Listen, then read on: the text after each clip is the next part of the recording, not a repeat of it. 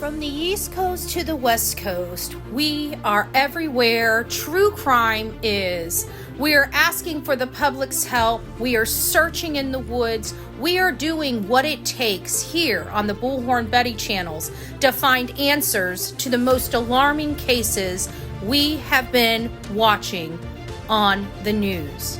I can tell you personally that I have traveled this entire country seeking these answers and bringing that content right here to you here on the Bullhorn Betty channels and Bullhorn Betty Crime Stories.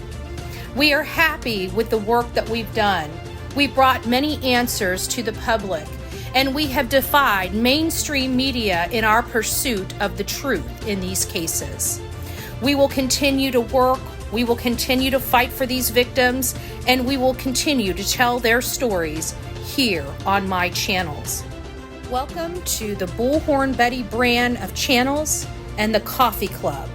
Thank you for your love, thank you for your support, and more importantly, thank you for allowing me to bring these victims' stories to each and every one of you, advocating for each of these victims.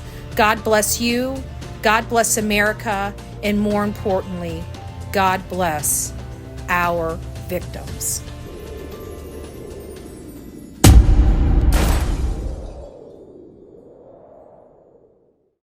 Hey guys, Bullhorn Betty here. We've been covering the case of Sebastian Rogers. Sebastian Rogers is a 15-year-old autistic boy that disappeared from his home in Hendersonville, Tennessee, and has not been seen or heard from since. It's nice to see everybody this morning. Happy Saturday. We have a lot to unpack here. So many of you guys know that I have been going back to the beginning when it comes to the case of Sebastian Rogers and looking at all possibilities, including the 17 hours that Chris disappeared from.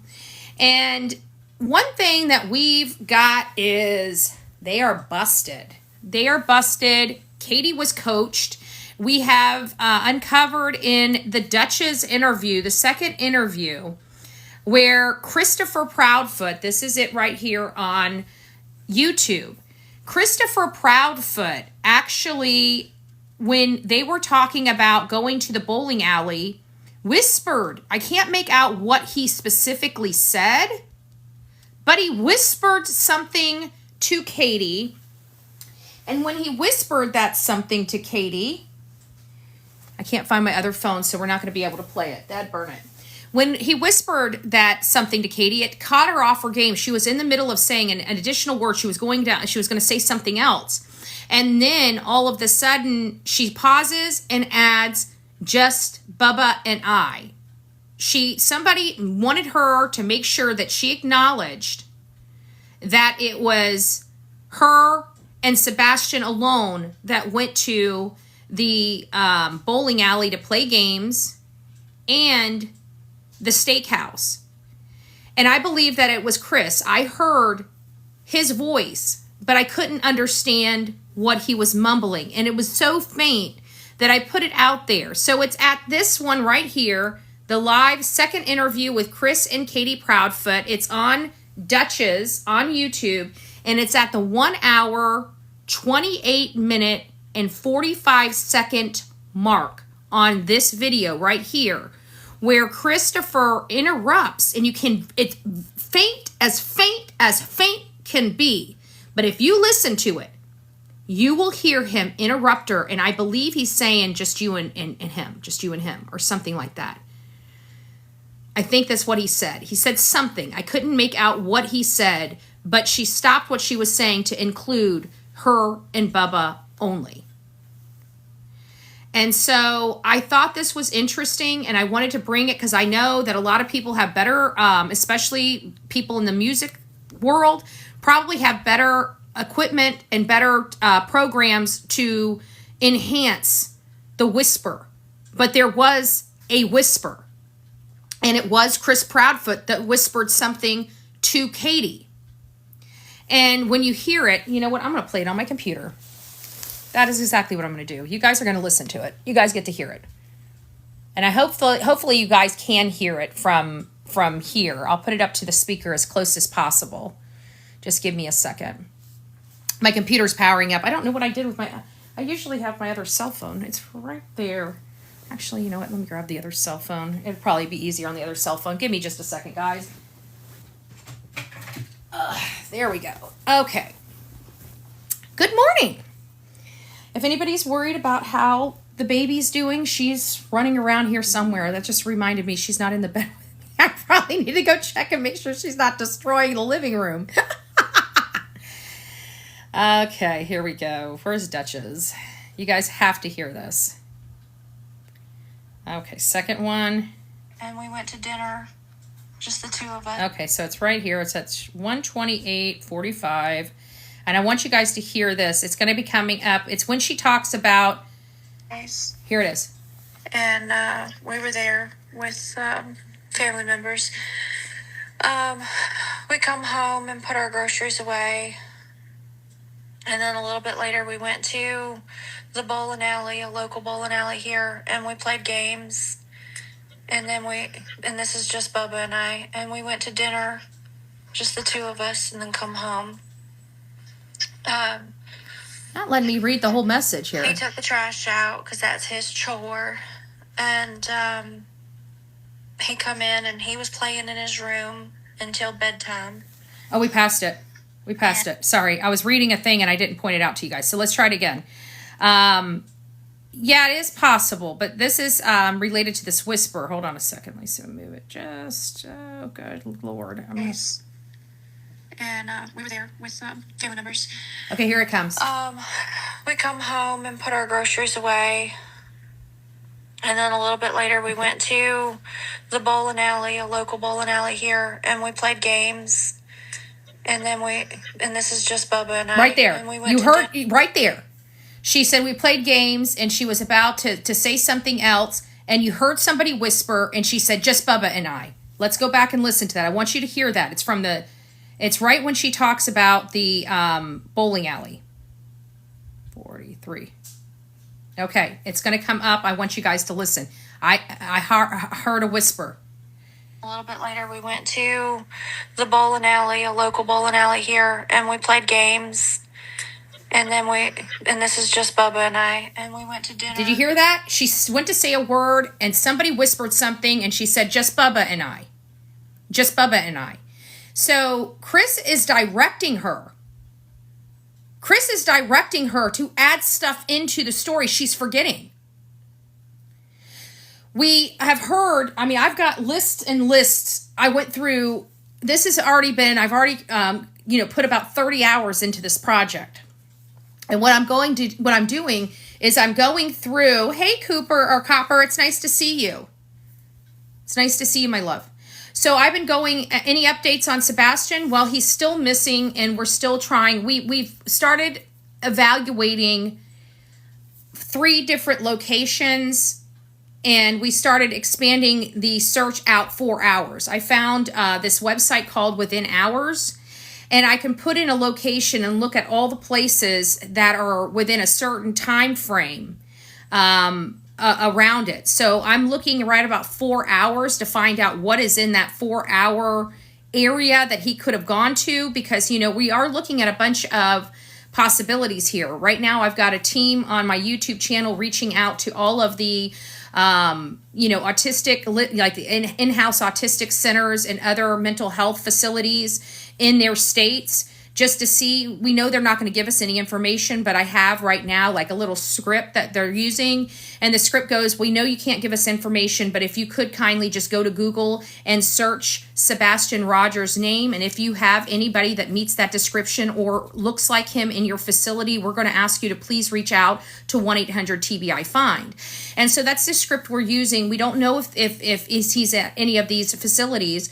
We're looking at all possibilities, obviously the more gruesome possibilities all the way up to the more positive possibilities, but nothing is really panning out. So what we're doing is we're looking at the core areas that we know have meaning, and that's Hendersonville, Gallatin, and Memphis. And so we're expanding those areas out to see what is in there, because we're trying to fill a Okay, I love hearing squeaky toys. That means she's playing with toys. I want to make sure that we are looking out because he's got a 17-hour gap, right? He's been, he disappeared for 17 hours. He said it was to go pick up his camper, but we don't know what day he left. One thing I can tell you is we're eliminating days. So we know that Seth was there Monday, Tuesday, and Wednesday. So we know Chris was there. We have an interview from Miss Bobby, which is a neighbor there that went on another content creators, well, two different content creators sites and talked about her experience. But one of those points was on a Thursday night, Christopher gets in front of her car and stops her car. So we know he was there that Thursday night as well. So I'm starting to look at more of Friday, Saturday, and Sunday as his days that he may have left to go get that camper. I still haven't honed in on the specific day. It's going to be very important for me. Hey, River, it's nice to see you, my love.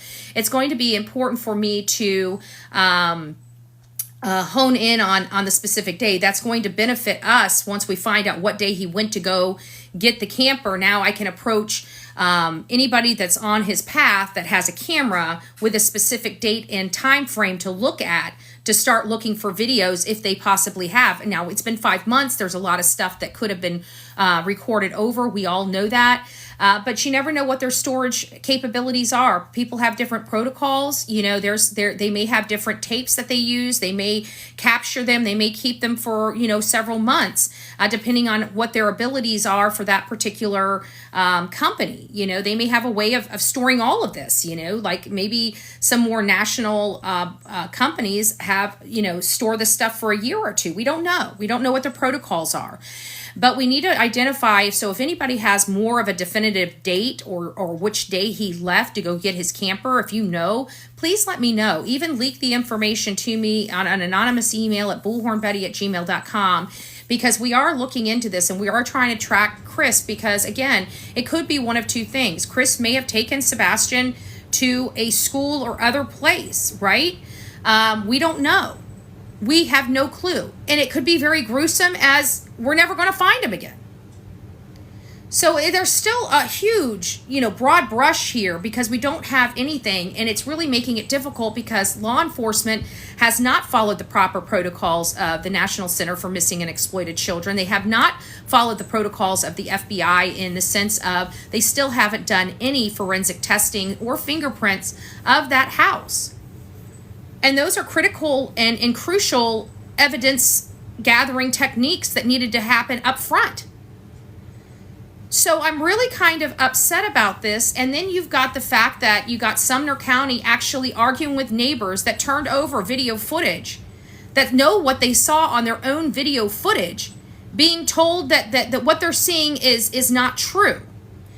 And then you've got, when you challenge Eric Craddock to say, hey, you're telling everybody, you're telling all these witnesses behind on the phone, right? They're anybody that calls, anybody that goes up there, they're saying that that light source that we saw from that neighbor's camera is basically a garbage truck. Well, the funny thing is that the garbage truck didn't come in until 2 hours after that lighting source, according to one of the neighbors. 2 hours after. So those lighting sources had nothing to do with the garbage truck that came in 2 hours later. But they're telling the people that are asking them about that they're wrong, and that they're not going to argue, because some of them are saying, wait a minute, we know what we saw. We know what we saw. And so when Nick Barris had an opportunity to ask Eric about those lights, he could have told Nick they're garbage trucks. They're garbage truck lights, period, right? He could have said that. The problem is he didn't say that. As a matter of fact, what he ended up saying, I've got it up here. Okay, sorry guys, I gotta constantly log into this, and I know I've got Nick. Here it is. Let me get where he was with the, here it is, right here. Let's listen to what Eric Craddock had to say about the lights.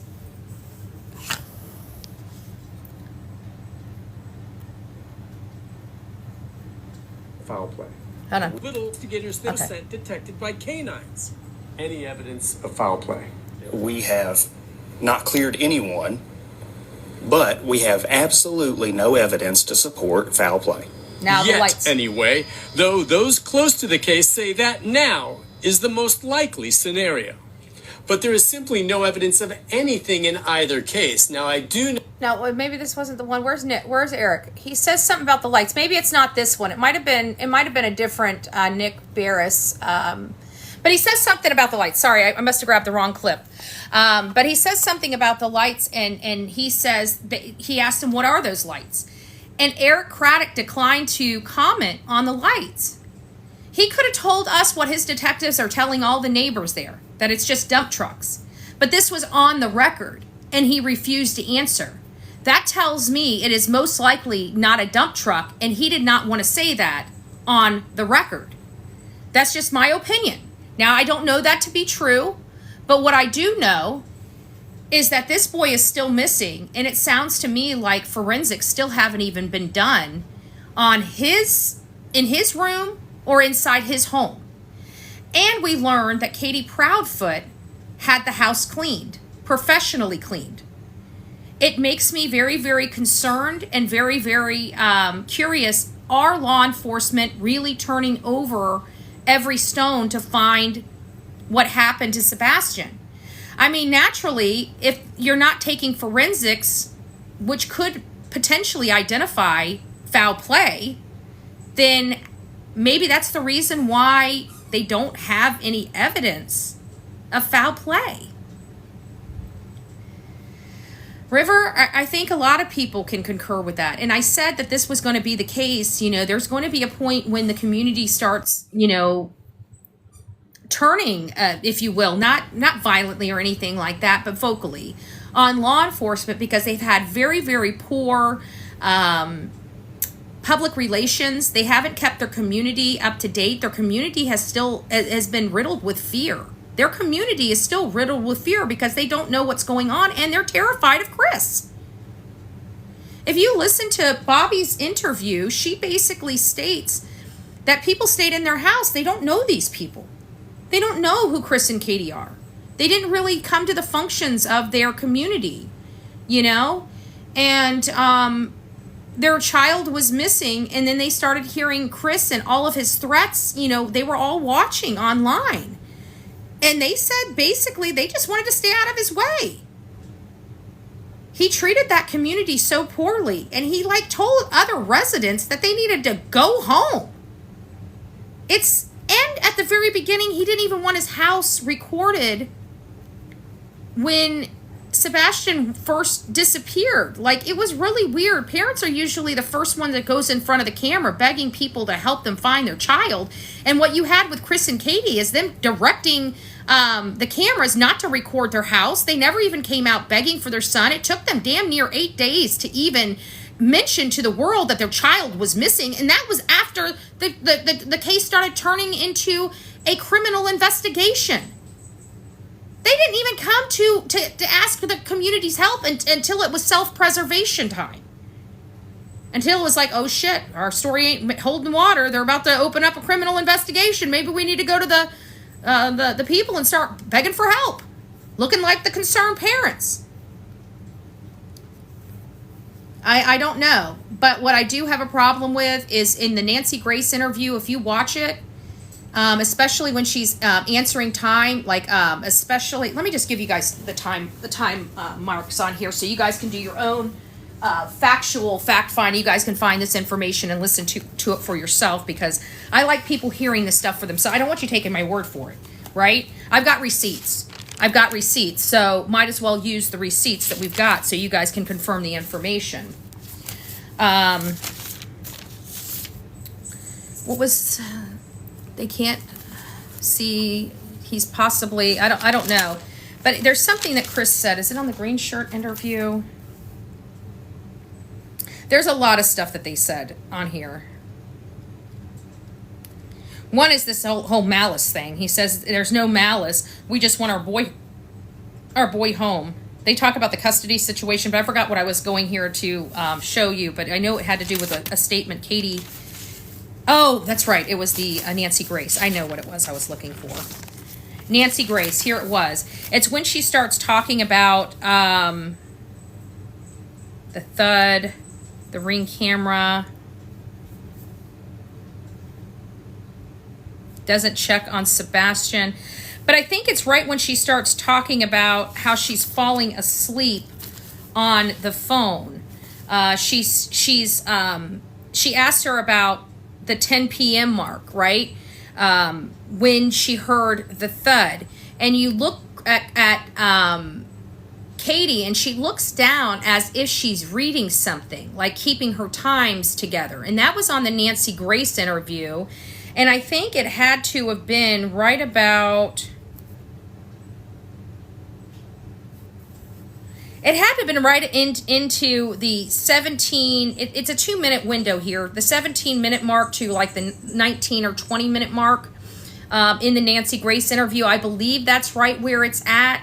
But she starts talking about, when they go over what happened the night before, and she's like, he went to bed at 9, and I heard a thud at 10.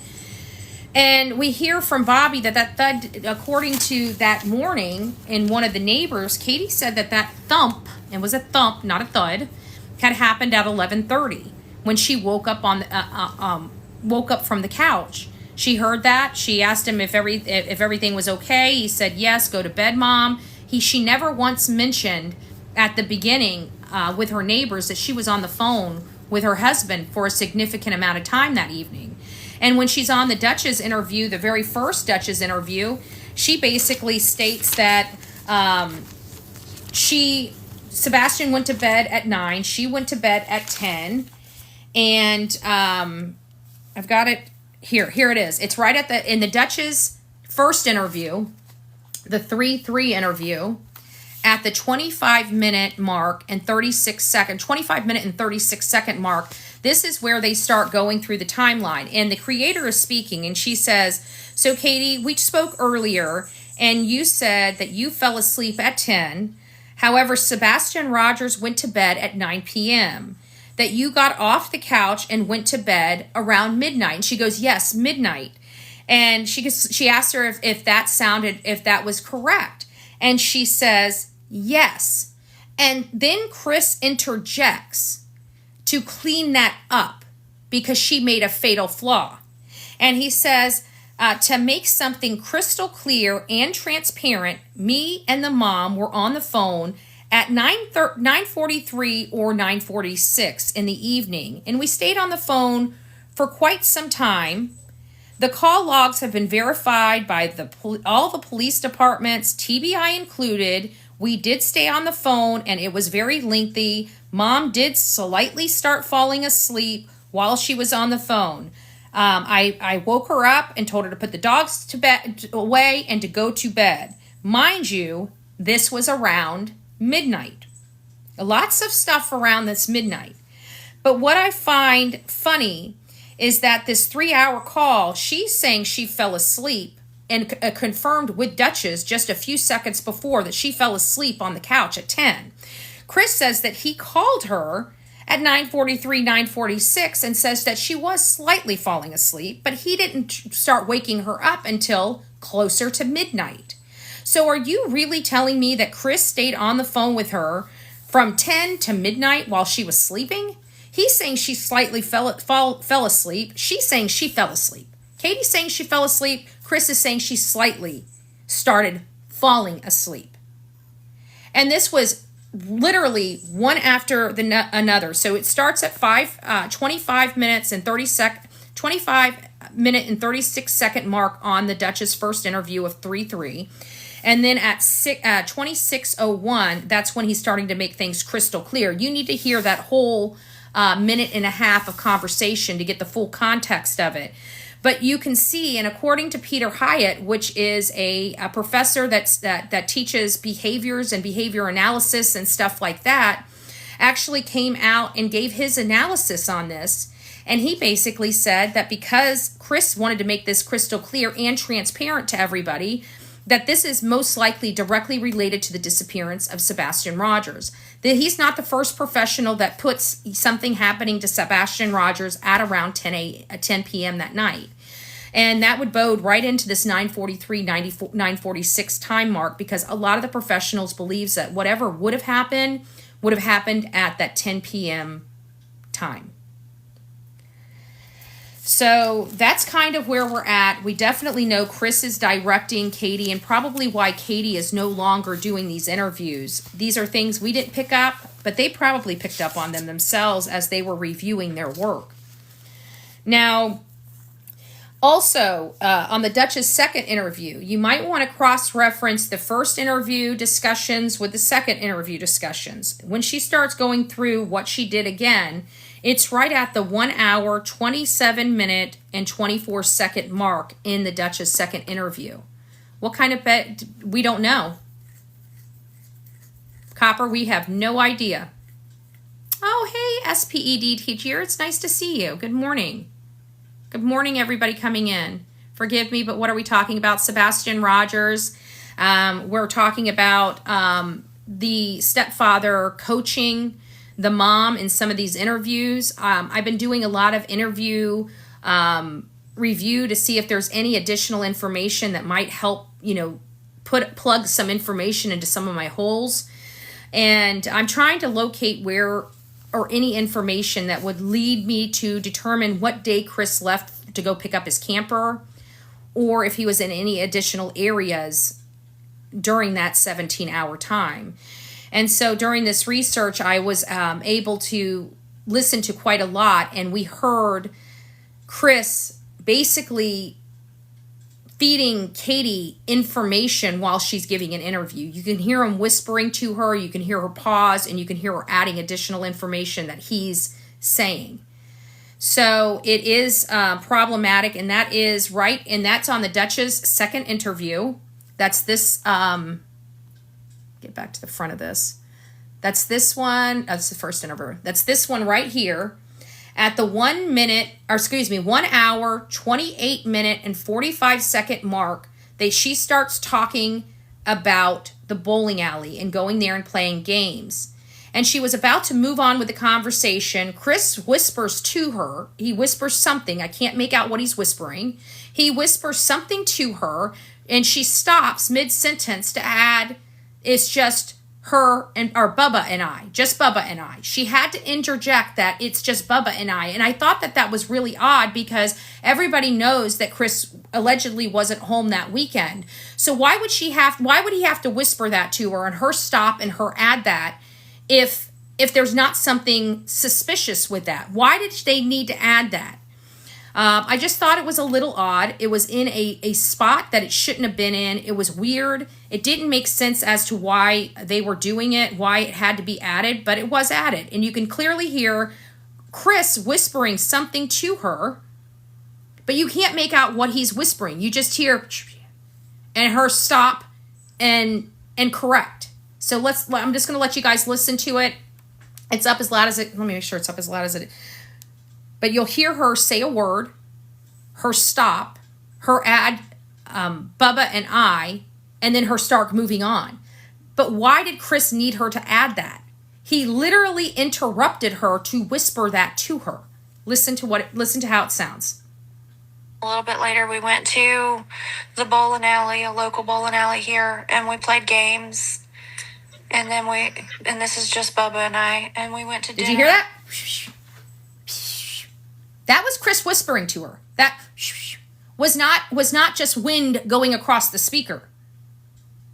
That was Chris whispering to her for her to include just Bubba and I. I'm going to go back and let you guys listen to it again. But this is where, he is absolutely directing this woman on what to say and how to say it. He was absolutely behind there saying something. All you hear is, that's all you hear in this audio. And I'm bringing people to it because I know people have advanced programs either here on TikTok or on YouTube that can isolate this and enhance it and find out what Chris said. And that's what I need. If you're able to do that for me, please send that to me at Bullhorn Betty. That's what they call Sebastian Rogers. This boy right here, he's the missing autistic boy, Sebastian Rogers. This is his mom and stepdad. His mom was the only one that was inside the home alone with him. Even though they don't have surveillance or security cameras, their neighbors do. And the weird thing is their neighbors captured a lot on their cameras. But what they didn't capture is this boy walking out of the home and walking down the road. They didn't capture any of that because we don't believe he ever walked out of that house. But let's listen to what you hear Chris whisper something to her. Stop her mid-sentence to add, it was just Bubba and I. Listen to it. A little bit later, we went to the bowling alley, a local bowling alley here, and we played games. And this is just Bubba and I, and we went to dinner. Did you guys hear it? I know he said just Bubba and you, or just you and him, or something. He stopped her and corrected her mid-sentence. Why was it important to add just Bubba and I? Just Bubba and I. Just Bubba and I. Why did she need to make that, in Chris's terms, crystal clear? Right? These are the oddities. We need to be looking at this. We need to be listening to we've got to start analyzing these, because one thing, they have no emotion. Out of all their interviews, you don't see a husband consoling his wife, or a wife consoling the stepfather. You don't even see them touching each other. You don't see any kind of love connection between Chris and KATIE Proudfoot. We see none of that. We see a lot of people that lose their children, and we see families hugging each other and crying. And, even when you're in an interview talking, you always see the significant other kind of rubbing the back, consoling the person.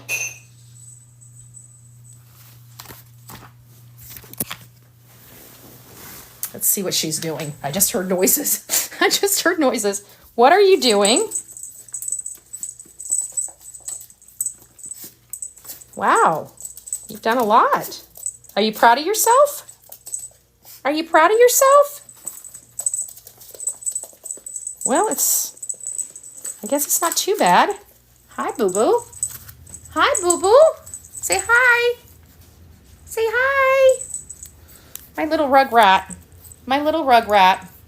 She's into everything. Yep. Well, I heard a thud. I heard something. I came running. Aw. She's into stuff. What are you doing? She's so good. She really is. She's just a baby. She's so tiny, too. I don't think people understand how tiny she is. She looks big on camera. My mom even said when she came over here, she's like, oh my gosh, she's so tiny. She goes, she doesn't look that tiny on camera. But she really is. She's just a tiny little thing. She's not really big. She's not even a foot. Like, she's pretty tiny. My hands, I can't do that. Here, look. If you guys see how small she is, this is how small she is. She's the size of my phone. She's the size of a phone. I don't think people realize how tiny she is. But she's a little firecracker like her mommy. Yes, we heard a thud and we went checking on the baby, right? What good mommies are supposed to do. We don't consider KATIE a good mommy because, I would never. And then Miss Bobby even brought that up. She's like, look, I've got healthy children. And she's like, if I heard a thud in their room at 11:30, I would be in there. Oh, she's a Chihuahua. She's a little Chihuahua. Yeah. I was getting a little depressed being here, and my BFF said, nope, you're getting a puppy. And I said, I don't think I can do a puppy. I said, my travels and everything like that. And she's like, Andra, she goes, you don't understand. She's like, I'm letting you know you're getting a puppy to be prepared. I'm not asking. Okay, BFF, you're not asking. So now we got a poopy. Right? And, my best friend knows me better than I know myself, right? So she knew I needed this. This was my medicine, right? This is my medicine. So it's been a joy. That's why we're so late here in the mornings anymore, because I'm up all night. Because she sleeps with me. I've been trying to crate train her. I've been having more of an issue crate training her than, You know, I'm supposed to be the mom, but I like her snuggling with me, right? And she hasn't made a mess in the bed, so why not? You know, why not? And so I know I need to train her, but it's been quite hard. So I've been up and down all night. Every few hours I get up and I take her out so she can use the bathroom. And so that's why I've been sleeping in a little later, and why my lives, like I haven't even been live on here, but it's hit and miss, and I was live on here 3 or 4 times a day. So it's because I got a new puppy and I've been taking care of her, and there's not a whole lot of new information coming out about the Sebastian Rogers case. So I am trying to review, some interviews. I'm trying to find ways to keep this case, in the spotlight, because he's still not home. He's an autistic boy. He's got a whole entire family, in my opinion, not wanting him found. And he's got his father and his entire family wanting him to be found. So, my heart's breaking for this case. I feel like Sebastian just deserves more. He deserves better. And that's all there is to it. So every chance I get to put his face up on here and get it in front of people, I do. Summer Wells is another one. These TBI, you guys need to go look at Don, I think it's Sweet Tea with Don B on YouTube. He had this 1 minute and 30-second clip of how TBI treated the people that were trying to find information in Holly Bobo's case. And, the way TBI treated some of the people trying to search, it really gives me a bad taste in my mouth with TBI, because I got so many damn cases in Tennessee that are unsolved. And then it's like every time anybody out there, because they're not doing a damn thing to help solve these cases, right? It wasn't them that found Holly Bobo. It was a normal Joe out there finding, doing the job. And then they get chastised by law enforcement that didn't want to do their job. So, the TBI is really getting a bad rap. They're just getting a bad rap. The state of Tennessee is getting a bad rap. It's getting such a bad rap that now I literally joke about it. If you want to unalive your kid, go to Tennessee. Seriously. Best state. If that's the kind of person you are and you want to get away with it, Tennessee. Tennessee, Tennessee, Tennessee. That's not the reputation I think any state wants to have. Yet here we are. And yet another kid, all they got to do is make sure the person's not found. That's it. In the state of Tennessee, their prosecutors haven't quite figured out how to do a circumstantial case yet. Apparently, they didn't go to law school well enough to learn how to prepare a circumstantial case and how to walk a circumstantial case to a second-degree murder charge. They haven't got it yet. They haven't got it yet. They think it's so hard to do. Yeah, it is hard to do. It is hard to do. Sometimes the right thing to do is not the easiest task or the easiest path to go down. Whoa, we don't want... I'm sick of the excuses. We don't want double jeopardy. I'm sick of the excuses. It's the same excuse over and over again. Meanwhile, these cases keep dragging on for years and years and years because somebody doesn't want to try a circumstantial case in the state of Tennessee. My point is, for these prosecutors out there, start researching cases where it is circumstantial. There is a path forward in all of these cases. It's not a first degree, but it's a second degree. And hey, you know what?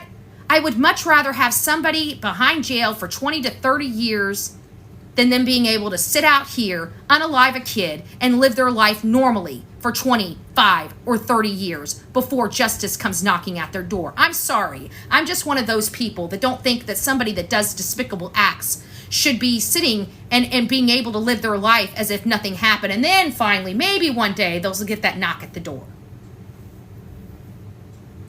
Circumstantial cases are hard to put together, but they're not impossible. They're not impossible. We just need Tennessee to get it together. We need Tennessee to start looking at other ways. How many other cases, maybe not in the state of Tennessee, but in these things, we should be following federal law anyways, in addition to state.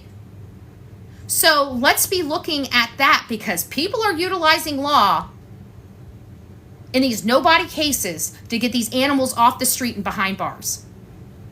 And all we need the state attorney and the district attorneys to do is go start reviewing those cases, finding out the maneuvers that they use, the strategies that they use, how they put the case together. Something can be done here. How much effort is Tennessee willing to put in?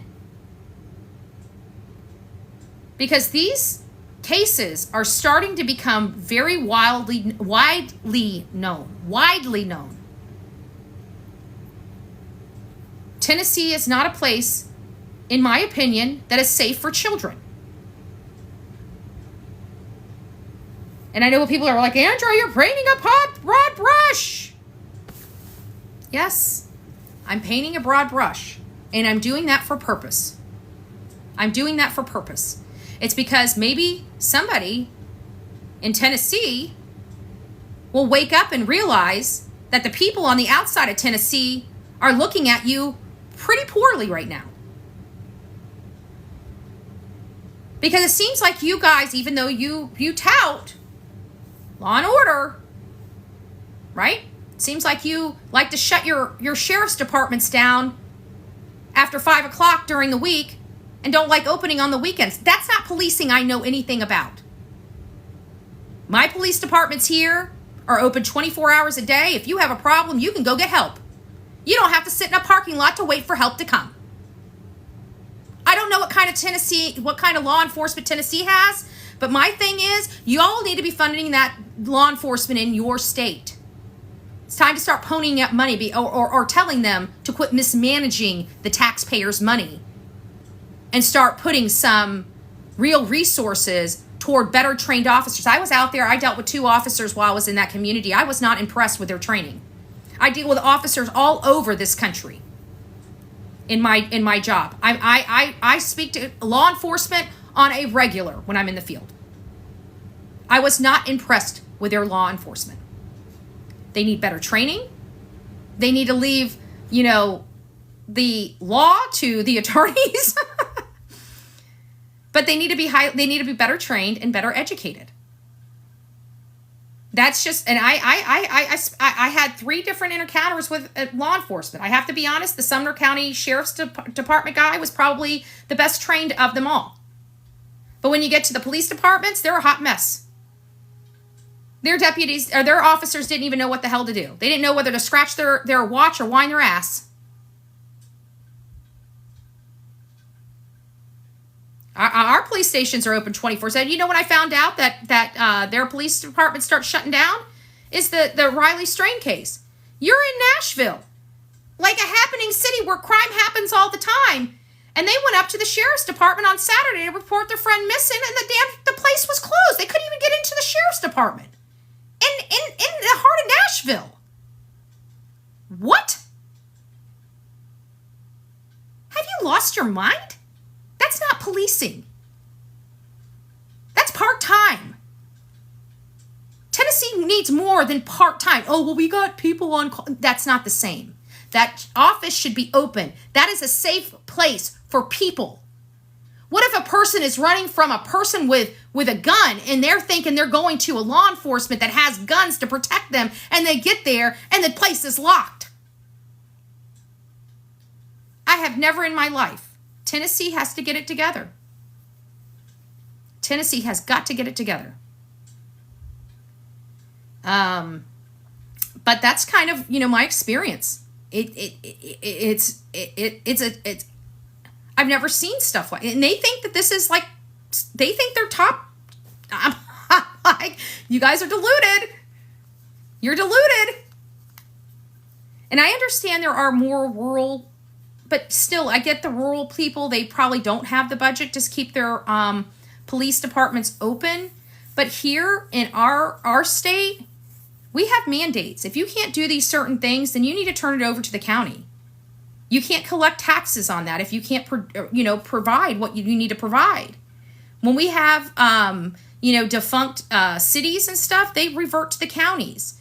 When we have shut down police police departments, the sheriff's department has to take over. So, I can understand situations like that where certain communities don't have the ability to keep their places open. But again, that's a budgeting issue. There needs to be a state mandate that these offices need, or at least one office in a county, or two offices in a county, depending on how big the county is, has to be open 24/7. There's a lot of things that aren't right, in my opinion, when it comes to Tennessee. And I know they've been doing the same thing the way they've been doing for a really long time, but you know what? It ain't working. You know how I know it ain't working? Because they got a lot of missing children that I believe the parents had something to do with. And these parents are just being able to go on and live the best life that they've ever had, with no repercussions. Like even Summer Wells, those kids lived in squalor. There are child neglect, child endangerment charges all day long in that case, and those parents still haven't been charged with one flippin' crime, yet every single one of their children have been removed from their home. Ragdoll says, good. I love hearing that there are something good. There we go. I'll pin it. There are something good with the sheriff's departments. I love hearing that. My criticism comes when I start criticizing, I want to find a resolution to it. And I can tell you the only resolution to the problem that they're having in Tennessee is they need more funding and they need better trained officers. So they need better training. So they need funding for training of their officers. They don't just need funding to expand. They need funding for training, proper training. And so we don't ever want to come in and criticize without saying solutions. And I think the solutions, one, would be you guys really need to start voting for law and order in your state. If you guys are on these channels and keep watching all these children from your state popping up and there's no resolution to the case, those are the people that you're hiring. Those are the people that you're going to that ballot box and putting in office for these various positions. They're not doing their job. It's time for new wind to come into Tennessee. I hope people start changing the way they vote and start voting more for law and order. Because in Tennessee, I don't know what other issues, because I'm not into other conversations in Tennessee. I cover true crime. And I've got a lot of missing kids in Tennessee that TBI is involved in and no resolution years later. I have problems with that. Everybody else keeps being found. A little girl, nonverbal, disappeared at 1 a.m. Why a little girl was up at that time, but I hear autistic children have hard time sleeping, so that might explain that. But you have that. And this girl was found very shortly later. She fell in the lake. It's unimaginable. I can't, it's sad. But they found her. You get it? So the ones that aren't being found, there's a reason why they're not being found. There's nobody that climbed down that mountain and took Summer Wells. Just like this boy right here did not walk out of his home. All we have here is parents that were able to hide the children really, really well. And that's all you need to do in Tennessee, because Tennessee doesn't want to work for the conviction. They don't want to work for it. And I find that is a firing offense. So it's time to fire the knuckleheads in Tennessee that are running your policing, right? In your communities, change the head honchos, change the sheriffs, change the police officers. And if you find one that's good, you keep them in office. So if you're pleased with your law enforcement, but don't just say you're pleased because they're nice to you. Are they producing results? I don't care. I don't care if I have to deal with an asshole all day long as they're producing results. I'd rather deal with an asshole than a nice person all day long. Right? If they're producing results. If the nice person isn't producing results, I could care less whether they're nice or not. We want results. And that's the one thing we're not getting from Tennessee is results. So I want you guys to really hear me loudly. But if you are not happy with the makeup of your county, it's a great year to make changes. That's all I'm saying.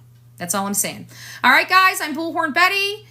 We've been covering the case of Sebastian Rogers. I hope you got some good information out of this live. Please don't forget, we do take subscribers here on this channel, and this show here was brought to you by the subscribers on this channel, for the subscribers on this channel. So hopefully you guys consider subscribing to this channel and helping support the work that we do.